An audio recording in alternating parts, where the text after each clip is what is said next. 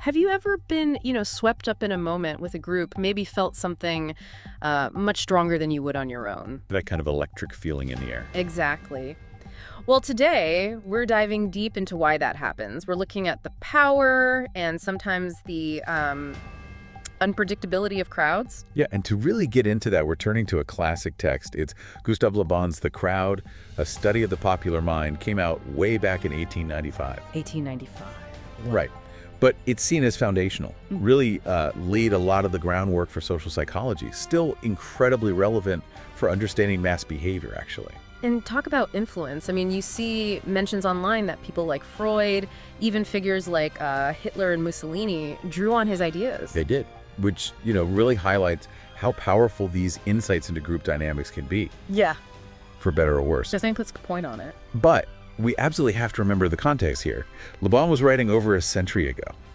His insights are fascinating, for sure, but they're based on his observations, generalizations, not really the hard data we'd look for now. Good point. So it's insightful, but maybe not always empirically grounded in the modern sense. Exactly. And some critics point to, well, potential elitism, maybe some outdated views on race or gender that reflect his era.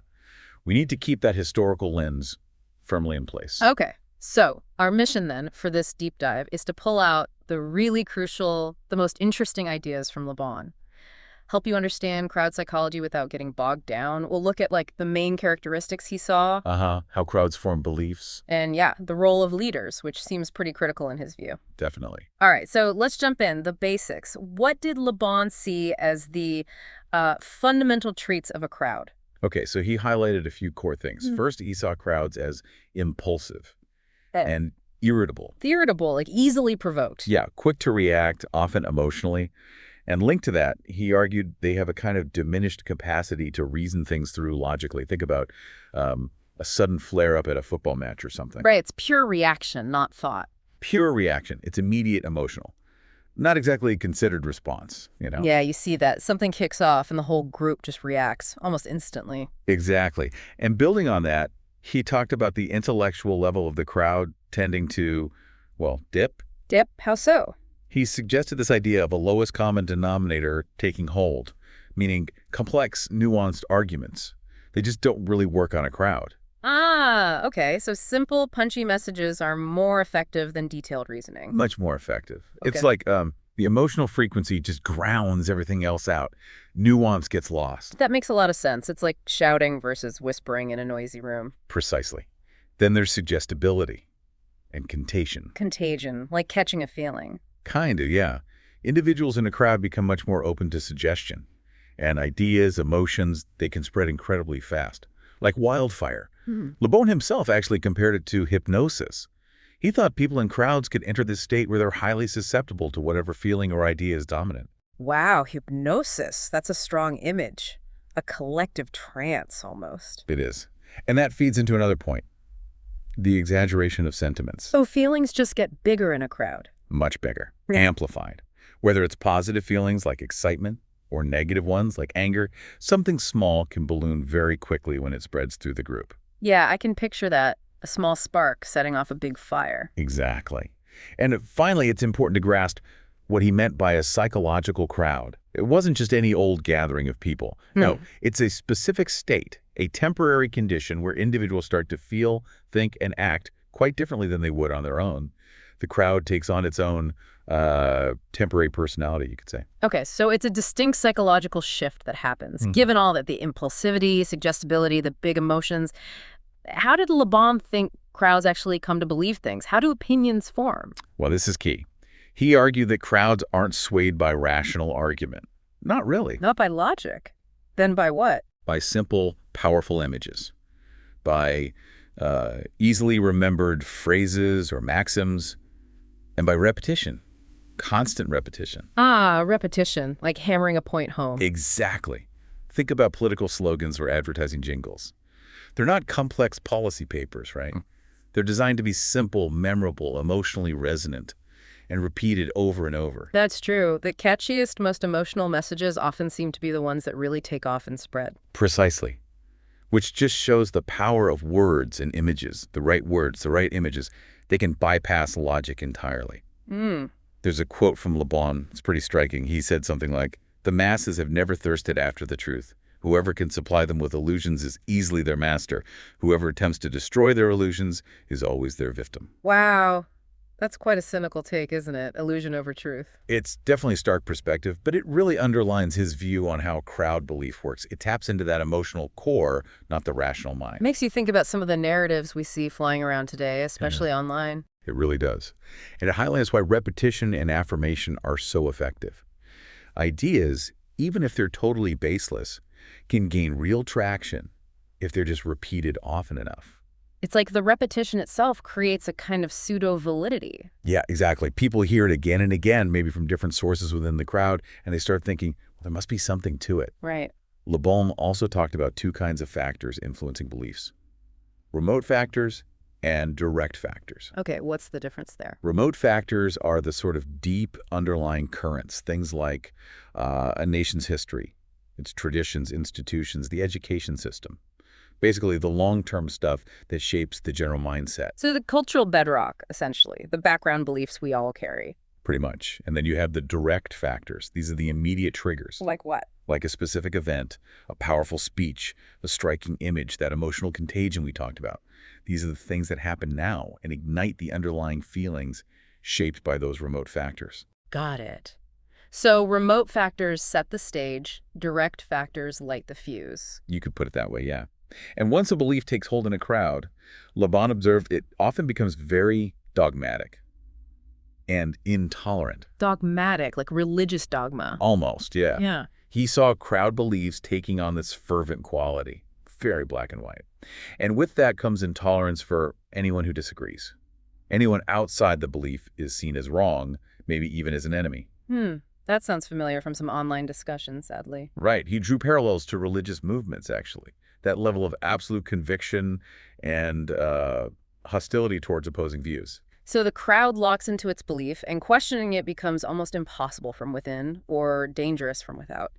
Now, you mentioned leaders earlier. Le Bon clearly thought they were crucial. Oh, absolutely essential in his view. He basically argued that crowds don't really do anything cohesive. They don't develop direction without leaders. They need a figurehead. Yeah, or at least a strong voice to kind of rally around and channel that collective energy. Otherwise, it's just unfocused potential. Okay, and what makes a good crowd leader, according to Le Bon? What traits do they need? Well, he emphasized a strong will, absolute conviction, and prestige. Prestige. What did he mean by that? Like being famous? It could be based on reputation, yeah, or power, success. But it could also just be personal charisma, that ability to command attention and inspire confidence. And crucially, leaders use evocative, suggestive language, hitting those emotional notes rather than relying on, logical arguments. So it's less about being right and more about projecting certainty and hitting the right emotional buttons. That was his take, yes. Projecting unwavering conviction is key. And of course, they use those tools we discussed. Affirmation, constantly repeating simple messages, and letting their own certainty become contagious. But what if a leader messes up or looks weak? Well, Le Bon said prestige is fragile, especially if it's based on success. Failure can destroy it very quickly. So one mistake can undo everything. It can seriously damage it. He also thought that open debate or questioning could erode a leader's prestige over time, which is maybe why some leaders seem to avoid genuine scrutiny. Right, they need to maintain that aura of infallibility. Exactly. Maintaining that image is often vital for keeping the crowd's loyalty. Interesting. Okay, so Le Bon's book, it covers a fair bit.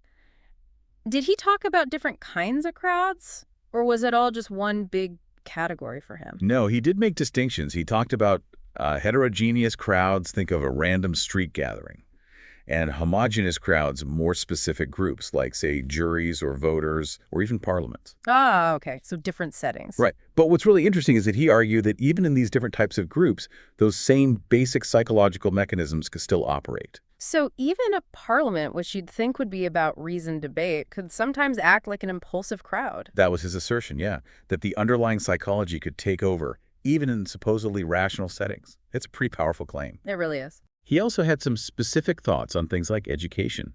He wasn't a big fan of rote learning, memorizing facts. Oh.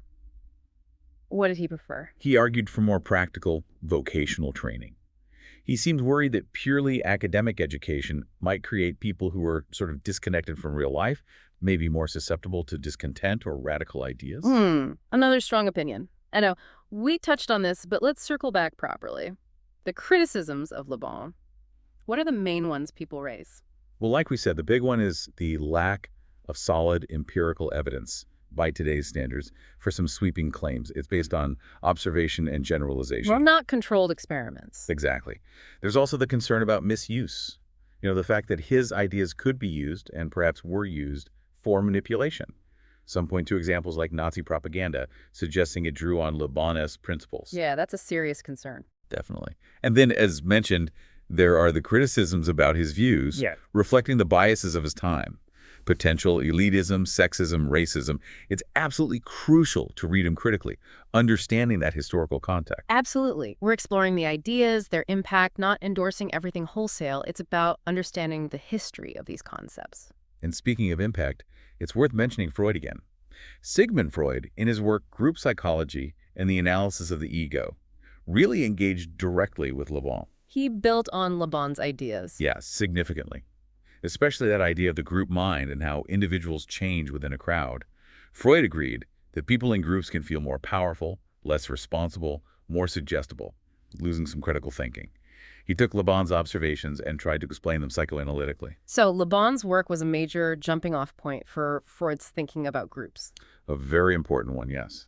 And maybe on a lighter note, but still related, I saw an interesting discussion online once. Yeah, it was in a forum for people with Asperger's. Someone was talking about how crowds sometimes just sort of mindlessly repeat actions, even pointless ones. And they compared it to, of all things, people putting oil in pasta water when cooking. Oil in pasta water. What's the connection? Well, the point was about conformity. Lots of people add oil, maybe because they saw someone else do it, or it's just what you do, even though many chefs say it doesn't really help and can actually make sauce slide off. Okay, I see. So it was this neat little analogy for questioning those automatic group behaviors, resisting the urge to just do something because everyone does it, even in the kitchen. That's actually a brilliant everyday example of that tension. Individual thought versus just going with the flow. Isn't it? Yeah. And finally, it's probably worth noting that in times of major social or political change, think Arab Spring, for instance, people often turn back to Le Bon. Because his ideas seem relevant again. They seem to offer a lens for understanding those huge mass movements, the rapid shifts in public feeling, the dynamics of revolution. But again, even then, there's debate about how well his 19th century theories really map onto our super-connected digital world today. Right. So it offers a starting point, maybe, but not the whole picture for modern phenomena. Exactly. It's a valuable historical perspective, a foundation, but definitely not the last word. It needs critical engagement. Okay, so let's try and wrap this up for you, our listener. Le Bon gives us this picture of crowds, driven by emotion, not logic, highly influenced by simple, repeated ideas and powerful images, and, crucially, swayed by strong, confident leaders. Understanding those dynamics, it can definitely give you insights into politics, social movements, even just everyday group situations you might find yourself in. And this is a big but, remember the context. Le Bon's work is foundational, yes, but it's old. It lacks modern data, and it carries some baggage from its time. Critiques about bias and potential misuse are valid and important. So engage with it, think about it, but do it critically. Definitely. So here's a final thought to chew on. Taking everything we've discussed, how might these principles of crowd psychology be playing out online? In the social media spaces, the online communities you're part of? Are these digital crowds showing similar patterns? The emotional contagion, the simple messages, the influence of certain voices? Something to think about next time you're scrolling.